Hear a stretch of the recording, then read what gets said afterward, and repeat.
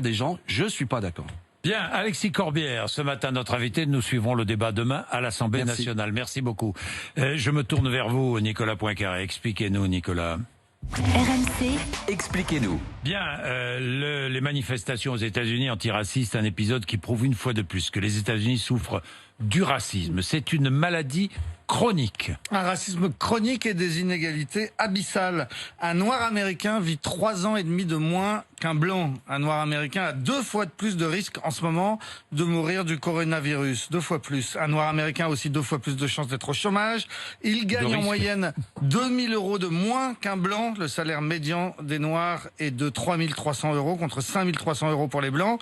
Pour un crime égal, un noir américain sera condamné à une peine plus longue de 20% qu'un blanc.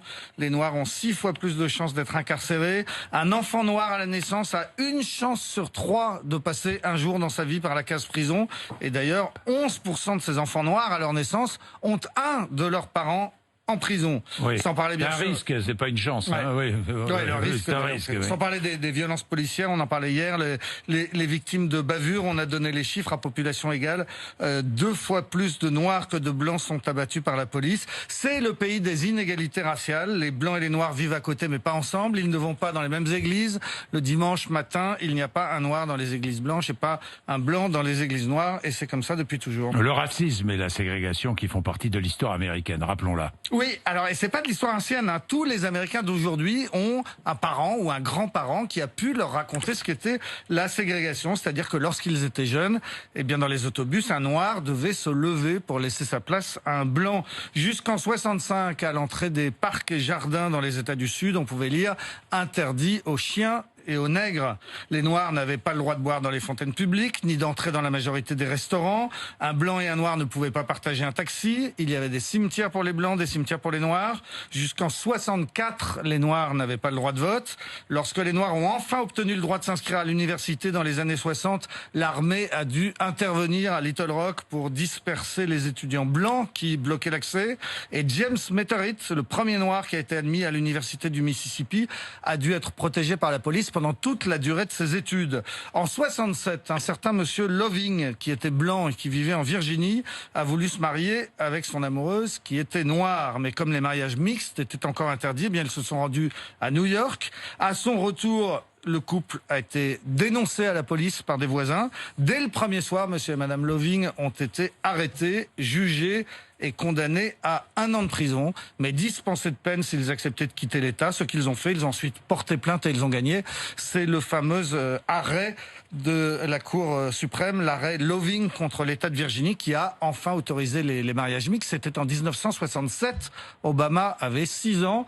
Et Donald Trump avait 21 ans, l'actuel président américain, donc bien connu cette époque où les Blancs ne se mariaient pas avec les Noirs. Certains affirment que Donald Trump est raciste. Eh ben, est-ce qu'on peut le dire? Évidemment. Sans aucun doute. Et encore ces jours-ci, il a déclaré: quand les pillages commencent, il faut commencer à tirer, ce qui n'est pas du tout une phrase neutre. C'est la citation exacte d'un chef de la police de Floride, extrêmement raciste dans les années 60. Il a aussi dit, en parlant de 4 femmes députées opposantes célèbres au début de son mandat, qu'elles repartent d'où elles viennent, alors que les 4 étaient naturellement américaines, puisqu'elles étaient parlementaires.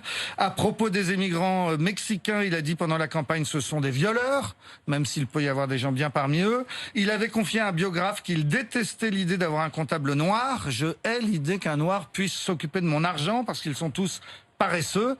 Et puis il y a cette histoire en 1989, je ne sais pas si vous vous souvenez de ces 5 très jeunes adolescents noirs qui avaient été arrêtés après le viol d'une joggeuse, le viol et le meurtre d'une joggeuse dans Central Park à New York.